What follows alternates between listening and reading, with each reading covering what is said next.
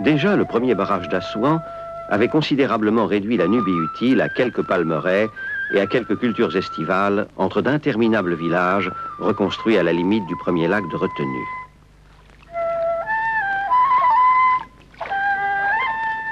Mais ce paysage était lui-même désormais condamné. Les nécessités économiques de l'heure justifiaient la construction d'un nouveau barrage sur le Nil. Ce barrage devait donner naissance, en amont, à un lac de 500 km de long, actionner les turbines d'une importante usine électrique et, en aval, agrandir la superficie des terres cultivables. Toutefois, au sud du nouveau barrage, tous les vestiges antiques le long des deux rives du Nil nubien étaient condamnés à disparaître à jamais si la communauté mondiale ne répondait pas à la requête des gouvernements égyptiens et soudanais.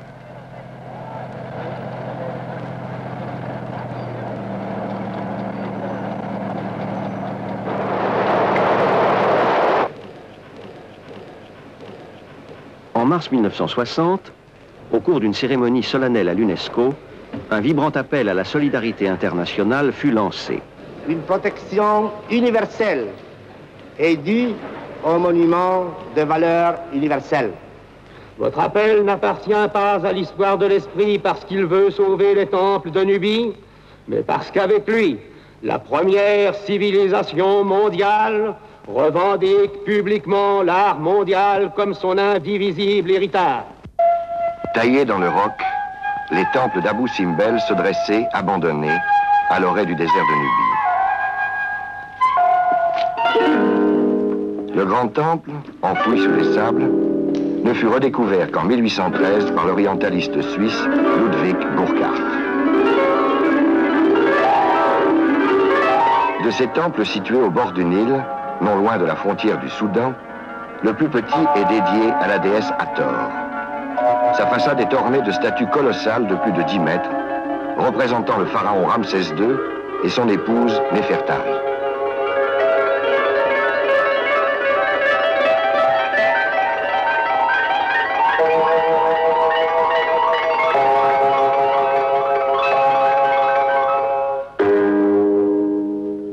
Monarque illustre de la 19e dynastie, Ramsès fit creuser ses temples vers 1260 avant Jésus-Christ, à la fin du long âge d'or de l'Égypte. 4 statues colossales de plus de 20 mètres dressent la silhouette du pharaon devant le grand temple. À côté de ce géant, les membres de la famille royale semblent des nains.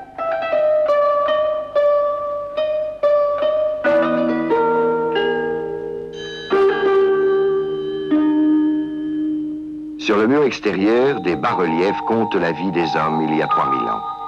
2 divinités du Nil unissent le lys et le papyrus pour symboliser l'union des royaumes de Haute et Basse Égypte.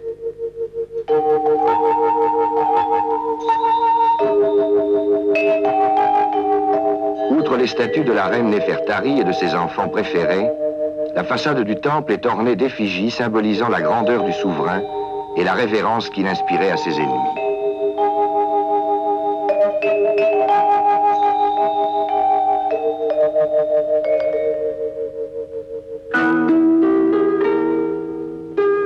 Des inscriptions narrent les prouesses accomplies sous son règne.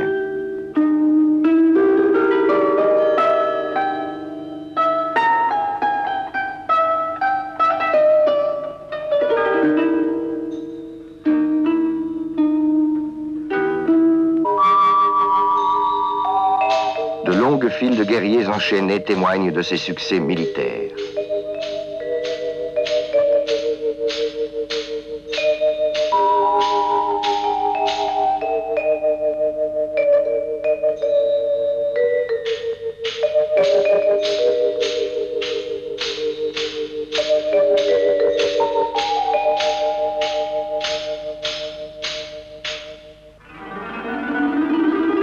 La disposition du grand temple permettait un impressionnant effet du soleil couchant, preuve de la science astronomique et de l'habileté des architectes de l'époque. 2 fois l'an, en février et en octobre, les rayons du soleil pénètrent dans l'étroite galerie, à travers les piliers géants, jusqu'au sanctuaire intérieur habituellement plongé dans les ténèbres, éclairant les statues de 3 dieux, Amon, Ra-Arakti et le pharaon lui-même. Seule la statue de Ptah, dieu des puissances souterraines, demeure dans l'ombre.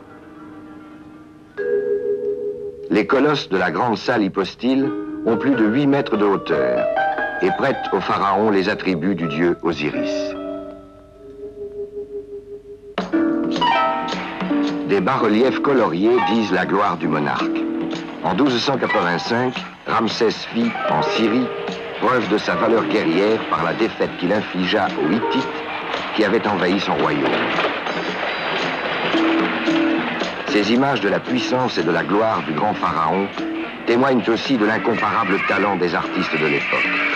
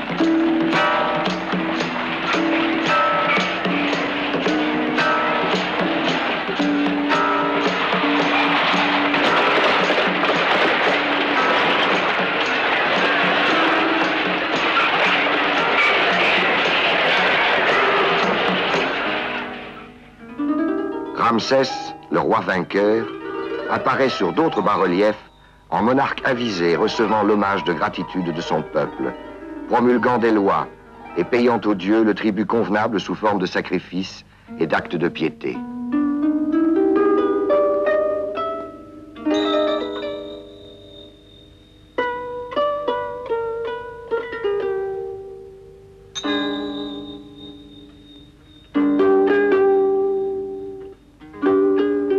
Aujourd'hui, 3000 ans plus tard, les descendants du pharaon doivent faire face à des problèmes qui eussent confondu l'esprit de Ramsès. La zone dans laquelle vit et travaille cette population de plus en plus dense est limitée à l'étroite bande fertile qui s'étend sur chaque rive du Nil. Le fameux grenier à blé de l'Égypte est devenu trop petit. La construction du barrage de Saad el-Ali doit satisfaire un besoin vital du peuple de la République arabe unie. Un bassin de retenue des eaux du Nil s'étendra, loin au sud, à l'intérieur du Soudan. Il sera possible alors d'irriguer de vastes régions et d'augmenter considérablement les cultures, tandis que la production d'énergie électrique permettra l'implantation de nouvelles industries. Mais la construction du barrage a ses inconvénients. Des centaines de milliers de personnes ont dû être déplacées et les monuments uniques de la Nubie auraient été détruits si l'on avait pris en temps opportun des mesures pour les préserver. Le monde entier s'émeut des menaces qui pèsent sur les monuments de Nubie. La République arabe unie fait appel à l'UNESCO, qui lance une campagne internationale pour sauver cet héritage du passé. Plus de 50 pays acceptent de partager la charge financière de l'opération. Alors commence une course contre la montre et contre la montée des eaux. On propose diverses méthodes et finalement, on choisit le plan que voici. On construira un bâtard d'eau de pales planches pour protéger les temples pendant les travaux. Sur la façade, un matelas de sable recouvrira les statues de Ramsès. À l'intérieur, on construira tout un système de soutènement en poutrelles d'acier.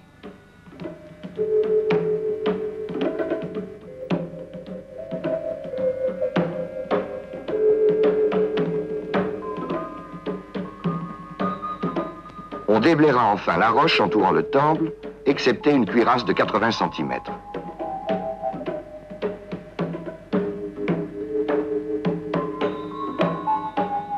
Les temples eux-mêmes seront découpés en blocs de 20 à 30 tonnes et mis en sécurité dans une zone de stockage. Puis les temples seront reconstruits sur un nouvel emplacement, à 60 mètres plus haut, et leur décor naturel reconstitué.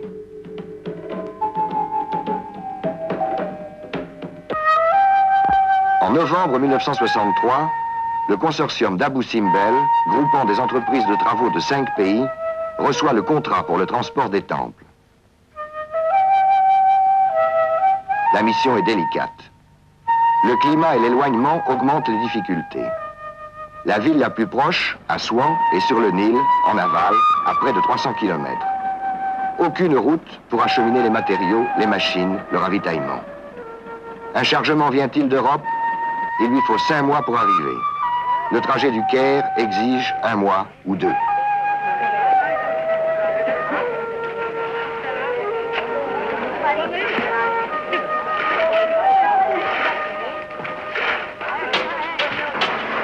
Pourtant, il n'y a pas de temps à perdre. Avant même de bâtir des logements pour le personnel, il faut entamer la construction de la digue qui s'appuiera sur les pales planches. Son sommet doit se trouver à 28 mètres au-dessus du lit de la rivière.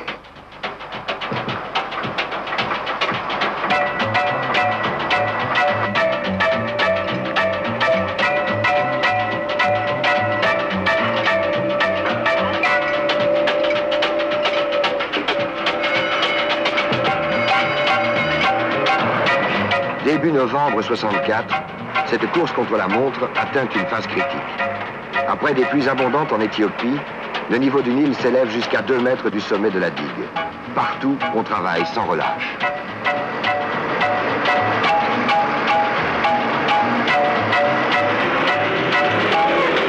Avant de commencer le découpage des statues, toute la façade doit être recouverte d'un bouclier de sable fin pour la protéger des chutes de pierre. Aux endroits les plus délicats, le sable est appliqué à la main.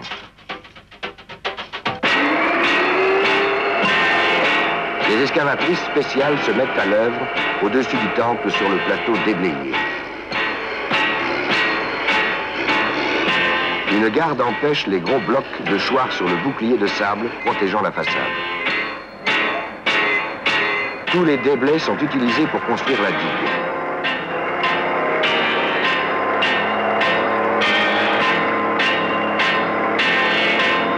Fin février 65, la digue est terminée et la façade est de nouveau enfouie sous les sables comme avant sa découverte. Pour atteindre l'intérieur du temple, la seule voie est un étroit conduit d'acier.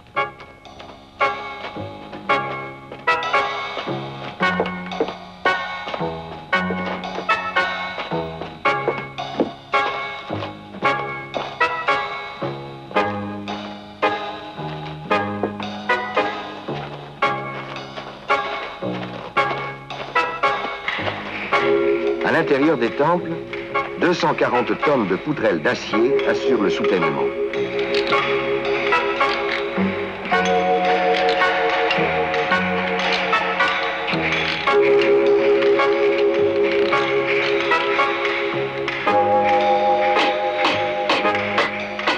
Pour ne pas léser la décoration des murs ou des plafonds, les supports métalliques sont garnis de coussins de feutre ou de matière plastique.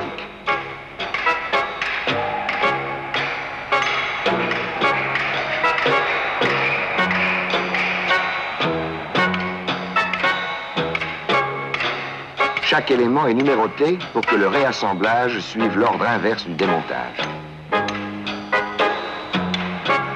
Les difficultés commencent vraiment quand on attaque les roches dominant les temples.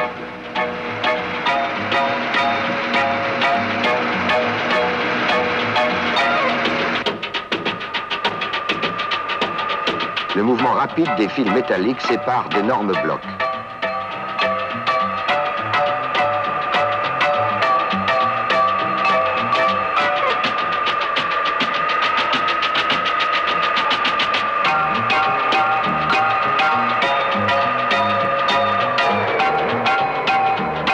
Puis les tronçonneuses entrent en action.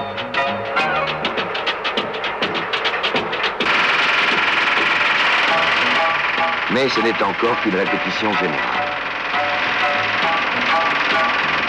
Il n'est pas nécessaire ici d'atteindre une extrême précision.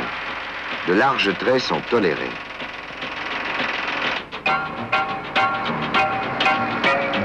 On fait éclater la roche, morceau par morceau.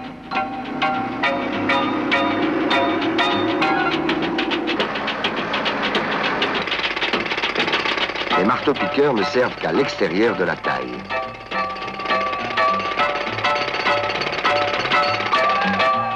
Les appareils de contrôle mesurent constamment les vibrations qu'ils provoquent. Le volume des roches dominant les temples diminue sans cesse. 2 derricks sont parés à enlever les blocs déjà sciés.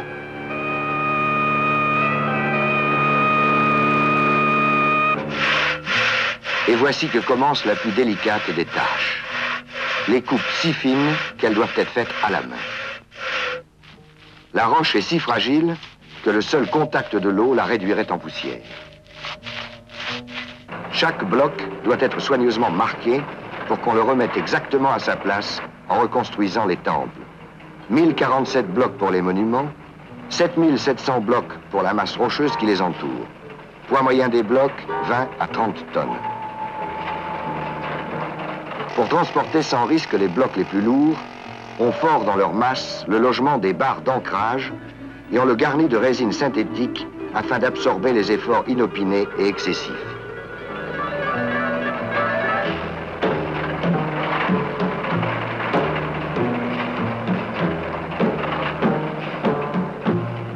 Les blocs les plus massifs proviennent du découpage de la tête des statues. Les ingénieurs tenaient à y limiter les traits de scie.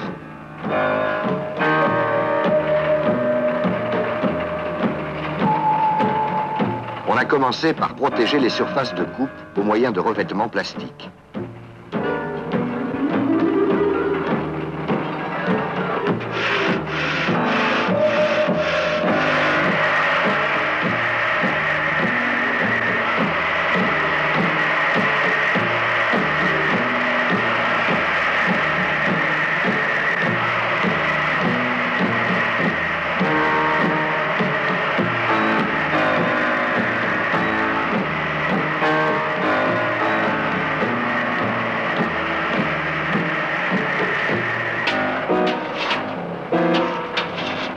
Et dès le premier trait de scie, il a fallu continuer la tâche sans arrêt, jour et nuit. À la moindre pause, la roche friable couturait de traits durs, risqués de s'effriter.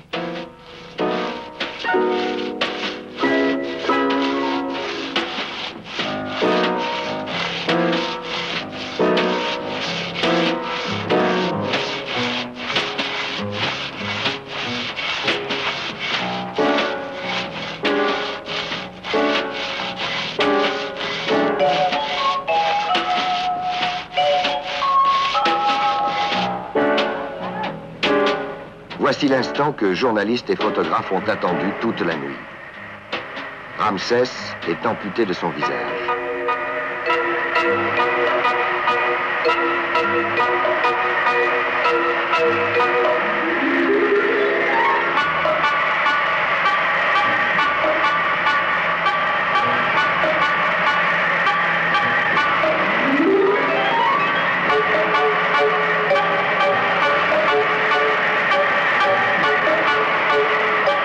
Ultime et majestueux regard sur la façade dénudée avant d'être emporté vers l'aire de stockage par une plateforme surbaissée.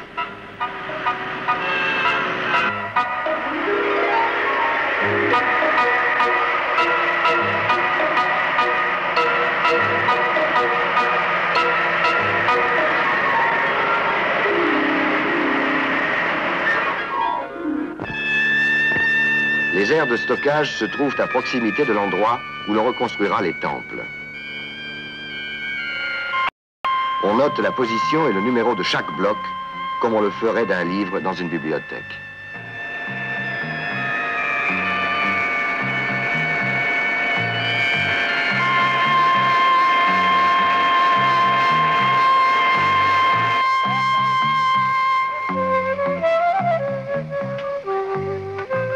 De ce séjour temporaire, le pharaon pourrait contempler les toits ronds des maisonnettes construites pour 1 millier de travailleurs.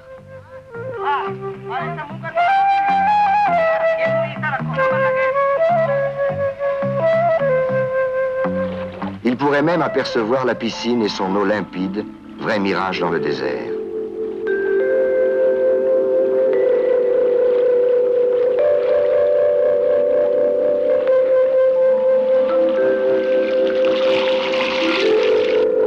Le Nil dépasse à présent le niveau de l'ancienne base des temples. Le Batardo a tenu bon, les monuments ont été sauvés à temps. Les jours passent. Le découpage et le transport des blocs sont devenus une routine. Pas un chaos dans le transport. Chaque bloc est maintenu dans sa position d'origine pour prévenir les cassures qui pourraient résulter d'une variation des forces de pression.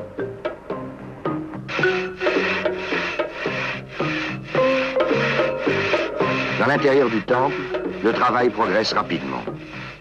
Chaque jour, de nouvelles merveilles de l'art s'offrent à la lumière.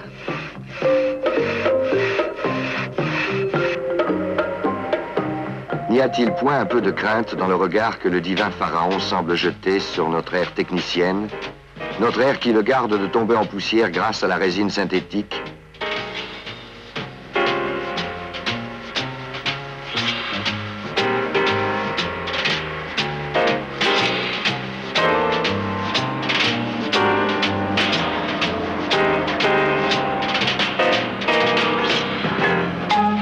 On découpe les piliers à fin trait de scie, avec des précautions infinies. Exposées aux intempéries, ces surfaces sont d'une extrême fragilité.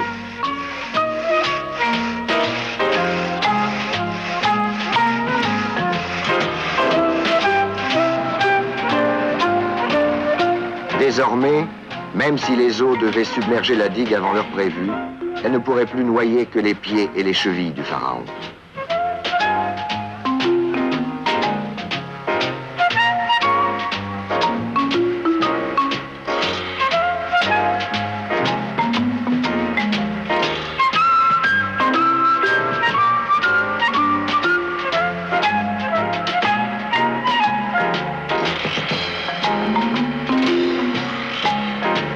Le dernier bas-relief est prêt pour le transport. Étrange coïncidence, il porte une devise qui est aussi celle du sauvetage d'Abou Simbel. L'union du haut et du bas Nil, symbole de richesse et de fertilité. Et déjà sur le plateau se prépare la reconstruction. On a d'abord procédé à un vaste nivellement, puis on a calculé exactement l'axe de construction afin de retrouver 2 fois l'an le même prodige lumineux. Et l'on commence à reconstruire l'intérieur du temple. On emploiera le soutènement qui a assuré la sécurité du démontage.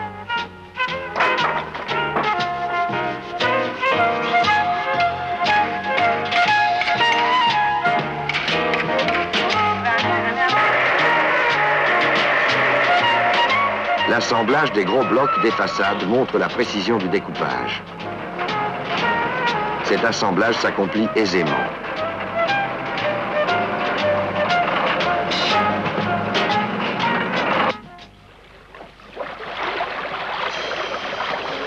L'emplacement initial est désormais abandonné, submergé par le Nil.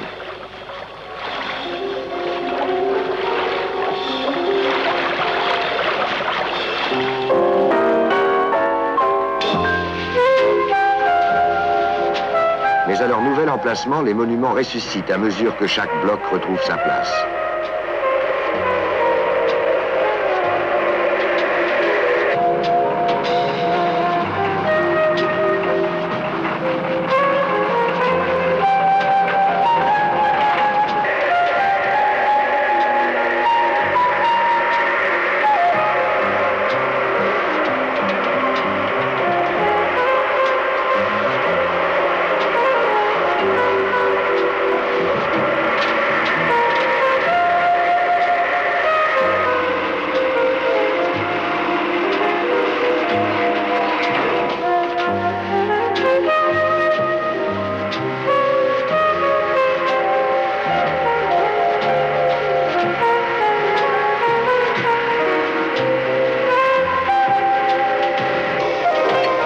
Et c'est la phase finale, le remontage des colosses de 20 mètres.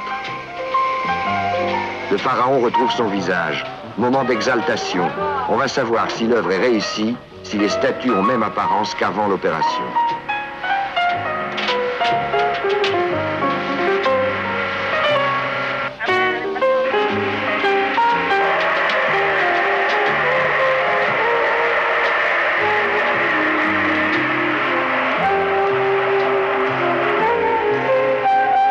Cependant, la prouesse technique du transport et du remontage ne signifie pas la fin des travaux.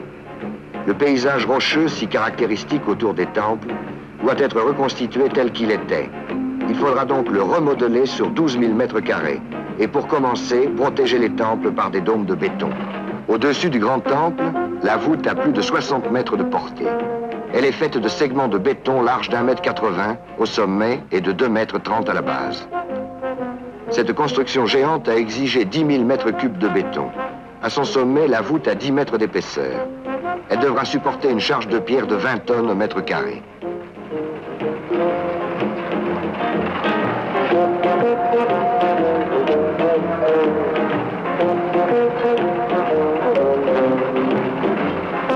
Au-dessus du temple, la masse de pierre est d'environ 350 000 mètres cubes.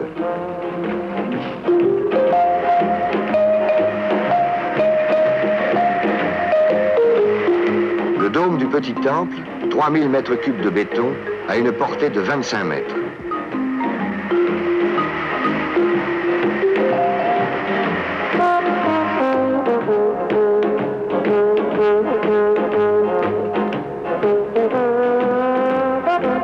On met en place les derniers blocs de la façade du petit temple. Il faudra encore retrouver l'exacte disposition des 7700 blocs découpés entre les deux temples.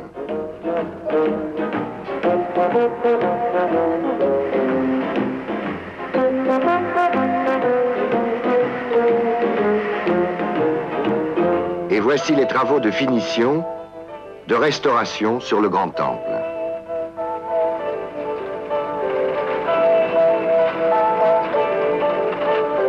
La façade est protégée des fissures et des intempéries.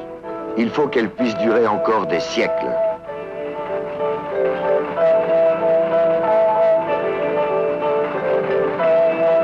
Les traits de scie bouchés, qui pourrait croire que le temple a été entièrement découpé?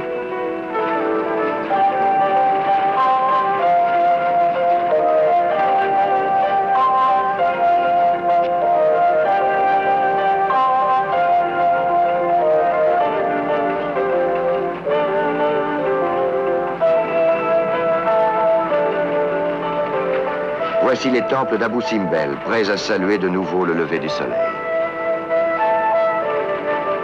Ils porteront témoignage à la fois du génie de la civilisation antique et de la miraculeuse habileté des techniques modernes. Ils témoigneront aussi de la volonté du monde de préserver le meilleur de son passé sans renoncer à construire l'avenir et de s'appuyer sur la coopération internationale pour mener à bien ce grand dessein.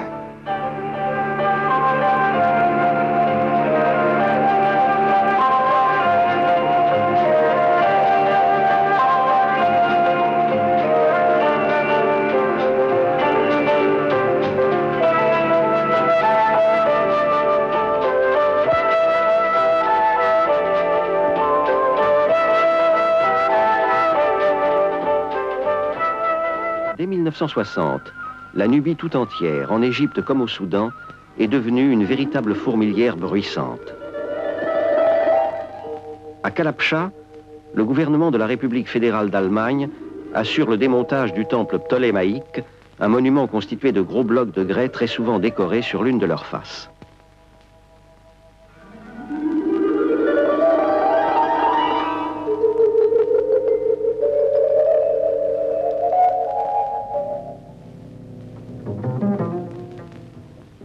Les reliefs sont soigneusement protégés.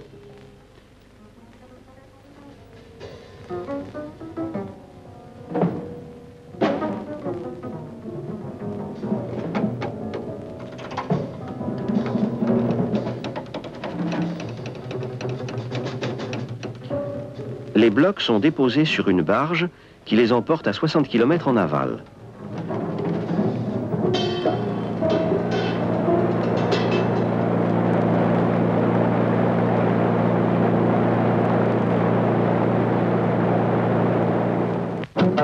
Ils vont retrouver leur place exacte dans l'ensemble quand la reconstruction commence, non loin du nouveau barrage, près du temple de Beth el-Wali et du kiosque de Kirtassi, eux aussi transportés et réédifiés en cet endroit.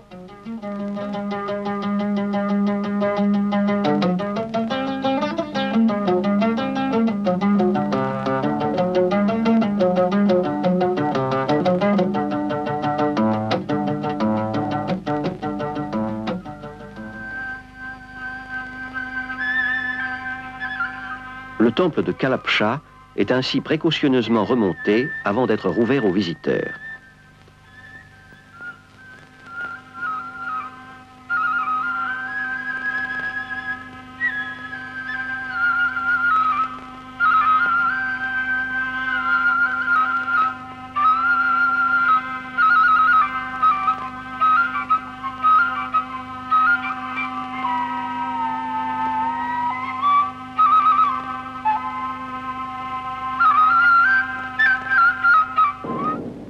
Le problème de la sauvegarde d'Amada est différent et plus difficile à régler.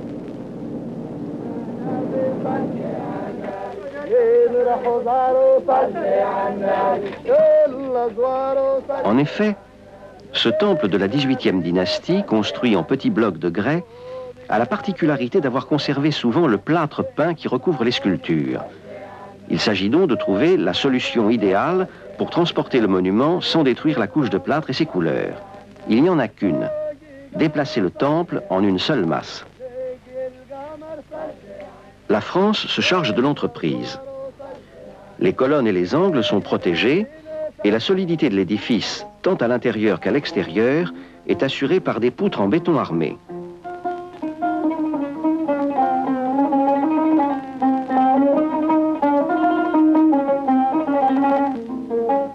Puis le monument est séparé de ses fondations et mis sur rail.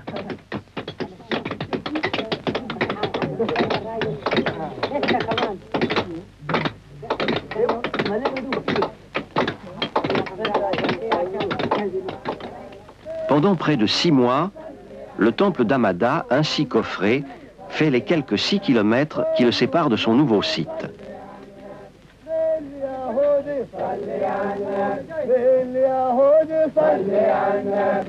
C'est une œuvre délicate qui demande une surveillance constante et qui, vu la faible longueur de la voie dont on dispose, oblige les ouvriers à des manœuvres incessantes pour démonter et remonter les rails sur les traverses en bois.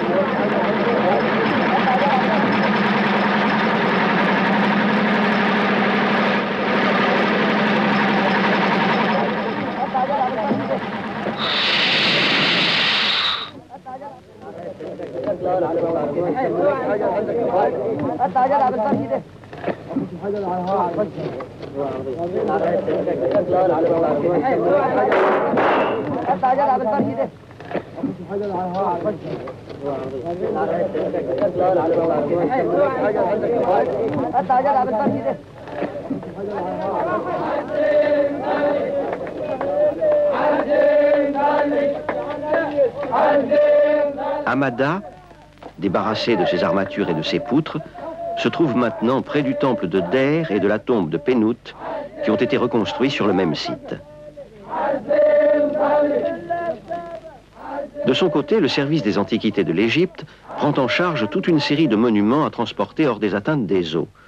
C'est d'abord le plus spectaculaire, le temple de Ramsès II à Wadi es-Seboua.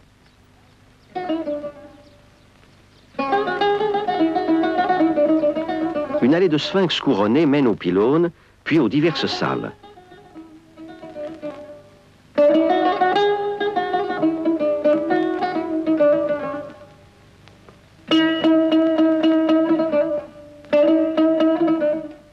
Ici, l'entreprise se complique par la présence de peintures murales qu'une mission yougoslave dépose avant de les faire transporter dans un musée. La méthode pour démonter, découper, transporter et emmagasiner les blocs d'un monument est maintenant bien au point. Ceux du temple de Wadi es-Seboua se trouvent encore aujourd'hui stockés avant leur prochaine remise en place sur le site où les temples de Maharaka et de Dacca ont déjà été transportés et reconstruits par les ingénieurs et les ouvriers égyptiens. À Guerfusen, où il a fallu, faute de moyens suffisants, abandonner à l'immersion définitive un temple de Ramsès II creusé dans la falaise gréseuse, le service des antiquités de l'Égypte a utilisé l'expérience d'Abou Simbel pour en découper quelques reliefs caractéristiques.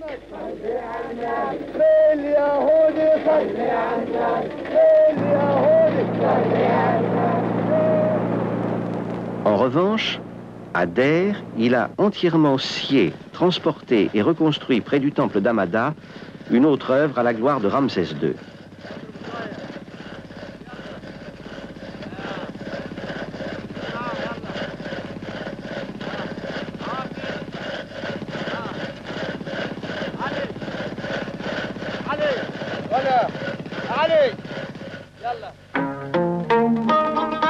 Au Soudan, la coopération internationale a joué le même rôle qu'en Égypte.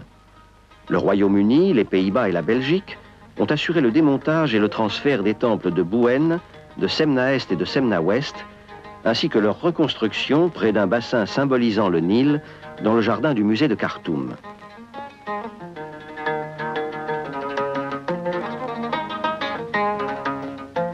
Pendant la saison des pluies, ils sont protégés par un hangar amovible, ce qui permet de les visiter tout au long de l'année et d'en admirer les bas-reliefs qui datent du Moyen Empire pharaonique.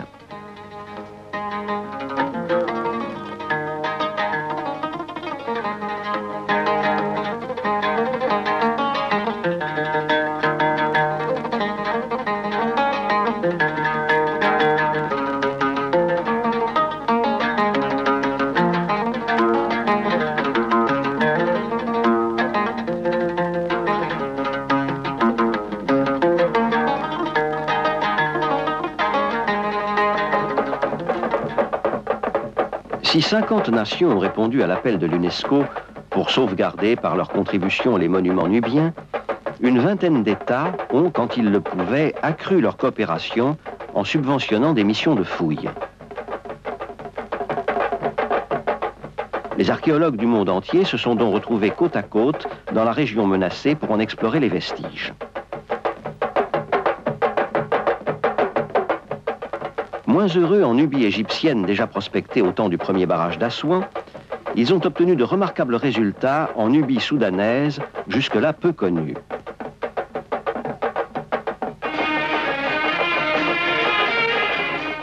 La mise au jour des forteresses en briques crues de Mirgissa et surtout de Bouenne a notamment apporté de précieux renseignements sur l'architecture militaire de l'Égypte ancienne.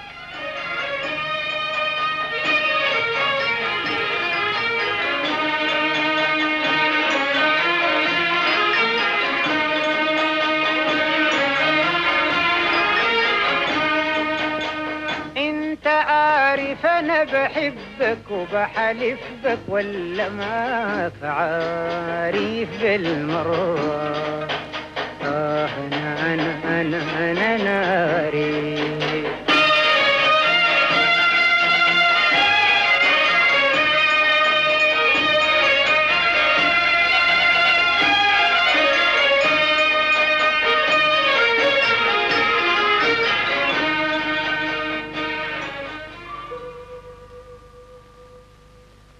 Toute une série de trouvailles, actuellement exposées dans les musées du Caire et de Khartoum, portent témoignage de l'importance et de l'originalité des civilisations qui se sont succédées en Nubie depuis les origines jusqu'aux époques récentes.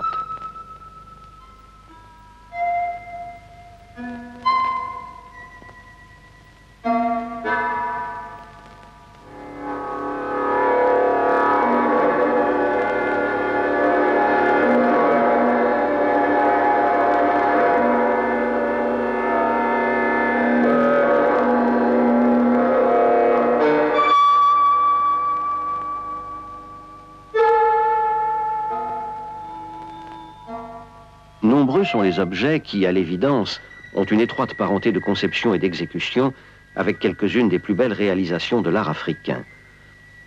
La civilisation égyptienne s'est ainsi largement répandue et a pénétré profondément au cœur de l'Afrique. En témoignent ces différents vestiges découverts ici et là en Nubie.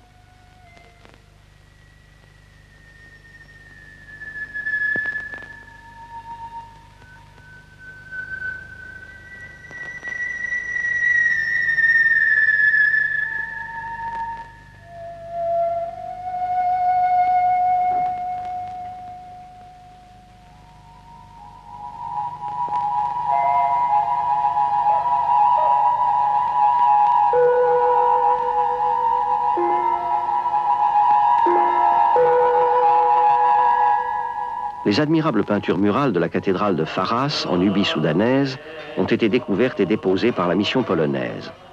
Par exemple, ces deux madones à l'enfant, protégeant l'une et l'autre une princesse nubienne.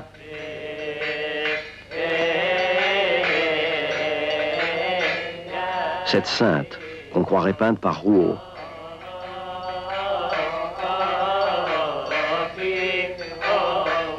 Ou l'archange Gabriel entouré d'Oran.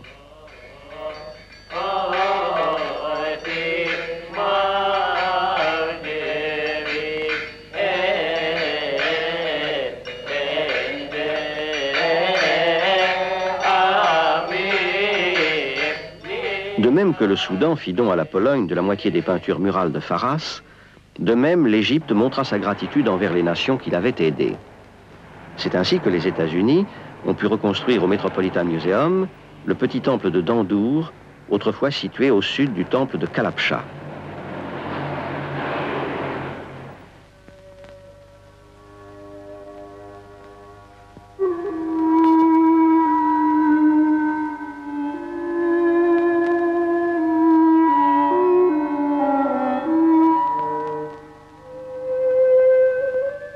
Aux Pays-Bas, le musée de Leyde s'honore de posséder maintenant la chapelle nord de Tafé, qui s'élevait à 50 km au sud d'Assouan.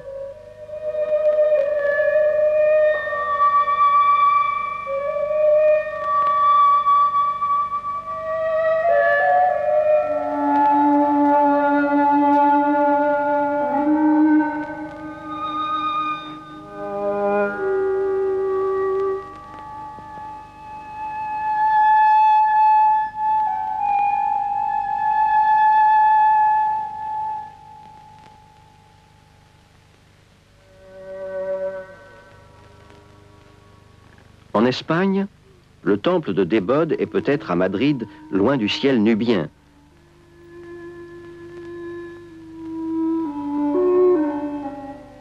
Du moins a-t-il retrouvé son ensemble architectural, fortement bouleversé par un tremblement de terre en 1868.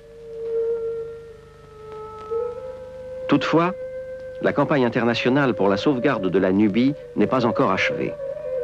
J'invite aujourd'hui les gouvernements, les institutions et les fondations, publiques ou privées, ainsi que tous les hommes de bonne volonté, à contribuer, chacun selon ses moyens, au succès de la dernière étape d'une entreprise culturelle dont le monde entier a saisi la haute signification.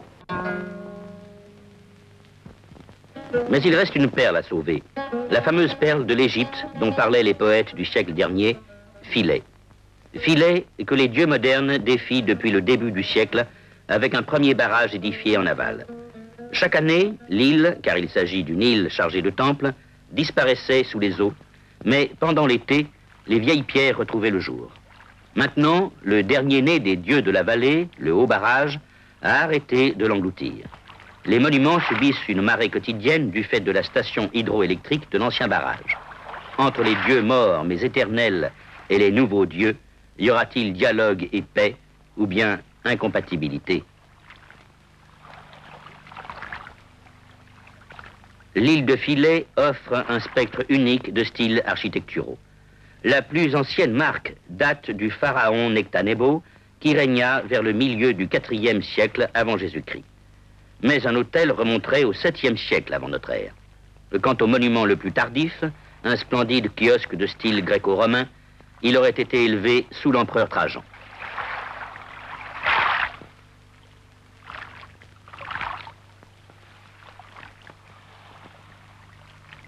Quant au temple d'Isis, c'est sous les Ptolémées et les empereurs romains qui les suivirent et qu'il a été édifié progressivement.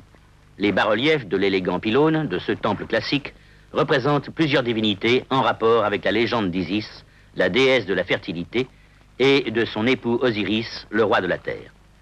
Jusqu'au 6e siècle après Jésus-Christ, l'île était restée un centre du culte d'Isis. Voilà donc ce qu'était Philae quand on entreprit d'arracher l'île à sa prison liquide.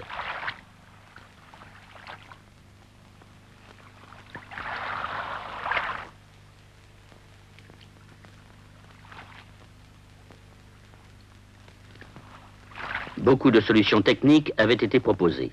On en retint finalement une. Elle consistait à construire un bâtard d'eau autour de l'île, à pomper l'eau, à démonter les monuments pierre par pierre et à les reconstruire sur une île voisine, elle découverte, appelée Agilkia. La construction du bâtard d'eau a commencé en juin 1972.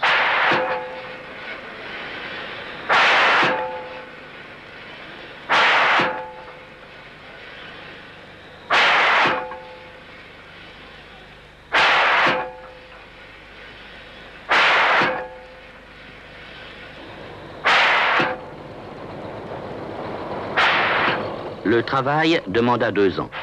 Il ne s'agissait en fait de rien d'autre que de sertir l'île d'un double anneau d'acier.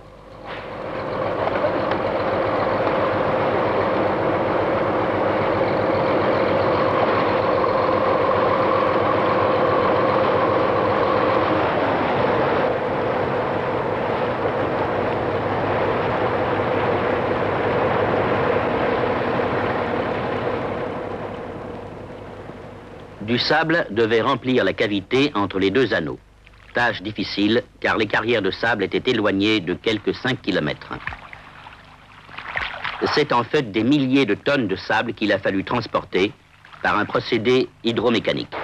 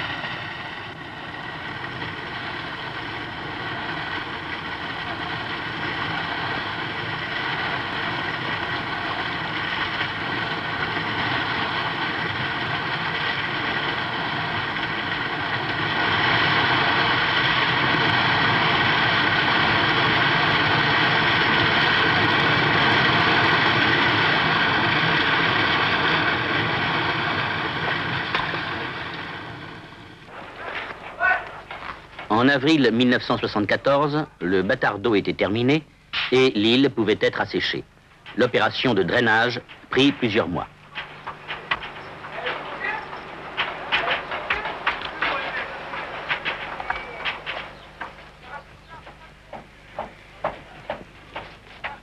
Pendant que se déroulaient ces travaux, sur l'île d'accueil, l'île d'Agilkia, on préparait le site sur lequel les temples devaient être reconstruits.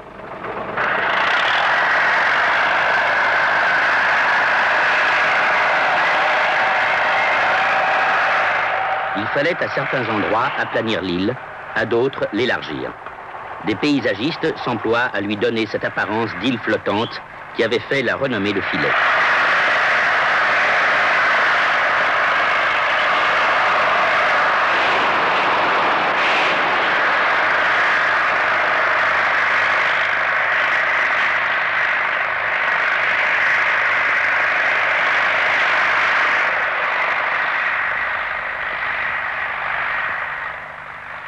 À la fin de l'année 1974, l'île de Philae était libérée des eaux et les ouvriers commencèrent à retirer le limon qui recouvrait les monuments depuis que l'île était submergée.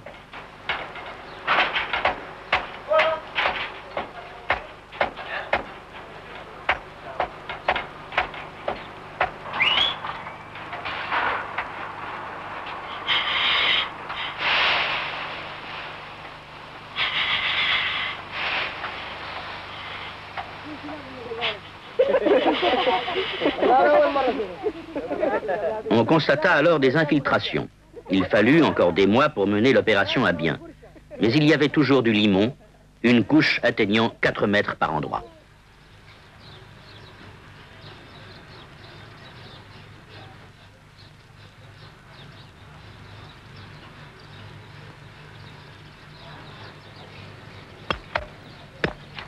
Pour ne pas endommager les temples, c'est à la main qu'on acheva le travail.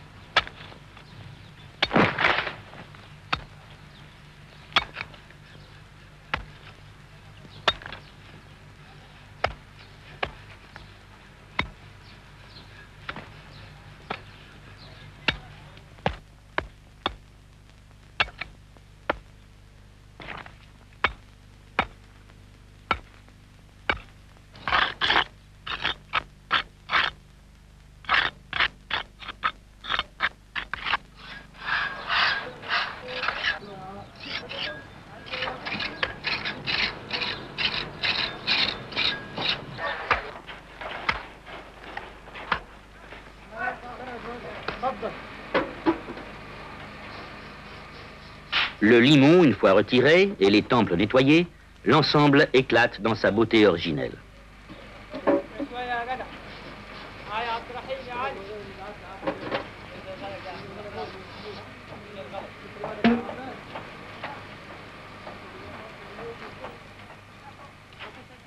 C'est à la fin du siècle dernier, lorsque fut construit le premier barrage d'Assouan, que l'île de Philae fit l'objet de travaux minutieux que complétèrent plus tard des examens photogrammétriques.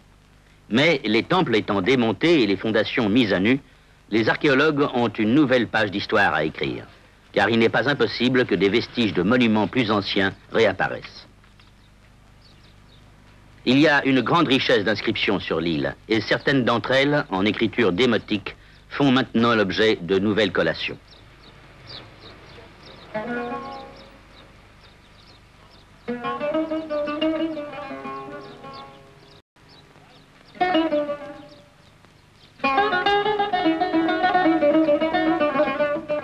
Déjà, les blocs de pierre numérotés sont prêts pour accomplir le voyage vers l'île d'Agilkia. Il a fallu de longues années avant d'en arriver à ce résultat. C'est en 1959, en effet, que l'UNESCO envoya à Philae sa première mission. Il a fallu aussi beaucoup d'argent, 15 millions de dollars pour l'ensemble de l'opération. Mais bientôt, non point récompense après une journée, comme disait le poète français, mais récompense après des années d'efforts. Les temples de Philae se dresseront de nouveau sur une île bordée de palmiers, mature de pierre du plus beau vaisseau que le Nil ait porté.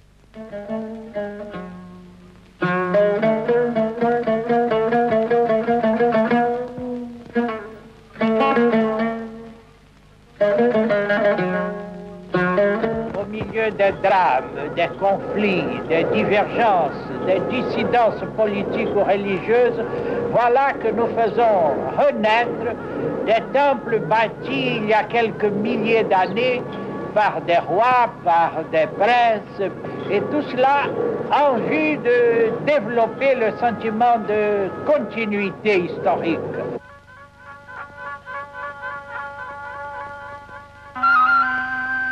Nulle part ailleurs, mieux qu'en Égypte, n'est apparente aujourd'hui cette continuité historique, symbolisée à la fois par Abou Simbel, Philae et l'immense élan de solidarité internationale suscité par l'UNESCO.